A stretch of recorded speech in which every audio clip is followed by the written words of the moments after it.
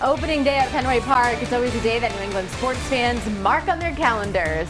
And that's especially this year. Yeah, the Red Sox won't be raising any banners or handing out any rings, but they will have some company this season as fans are allowed back in the stands after, of course, the pandemic kept them shut out in all of 2020. Patrick Little joining us live at Fenway this morning with that umbrella. Good morning, Pat.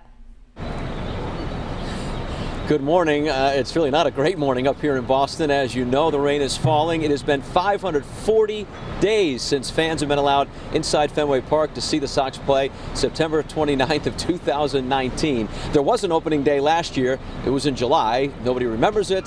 There really wasn't much to remember about last year's season, of course, with the Red Sox or with anything for that matter. But as far as today is concerned, yes, fans back inside Fenway Park. It is a 12% capacity limit that we're working with here for at least the time being, so that means about 4,500 fans will be allowed in the park for each game. All fans required to wear masks. There are signs everywhere about social distancing and where to find hand sanitizer. The concession stands, a little bit different this year, they will be open, so you can still get food and some drinks inside, but Red Sox officials would prefer if you didn't bring cash to buy your peanuts and Cracker Jacks.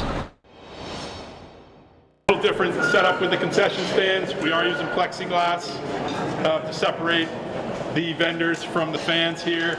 We have contactless payment at all concession stands to make it as seamless and contactless an experience as possible.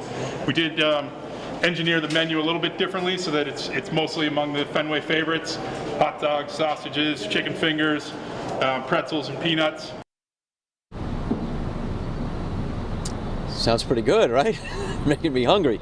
So over the last year, of course, we've all been living in these safe pods to minimize contact with people outside of our group that we spend most of our time with. And that's really the setup inside the park as well this year. If you come to a game, you really notice it. The seating has been set up inside Fenway with the maximum amount allowed in one pod is 6 people.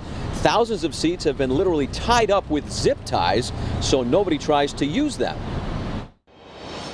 I think everybody is really anxious and excited and so happy to have fans back. As someone that was here last year watching games to empty ballparks, it was a little odd, right? Yeah. So having fans back, hearing that crowd, hearing people cheer, that's going to be fantastic.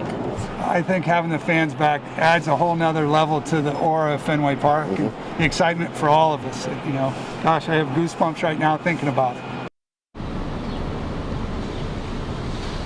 And coming up at 6:45, we'll show you the map of the park inside. It's been split up into 4 zones, so depending on where you're sitting, you can have your zone where your concessions are, your bathrooms are. It's a lot different. You just can't roam around the park like in years past. And I'll be back, of course, for sports in about 15 minutes. A lot of the so-called experts aren't expecting much from this Red Sox team this year, but the players, well, they feel a little bit different about that and about their chances coming up here in the 2021 season.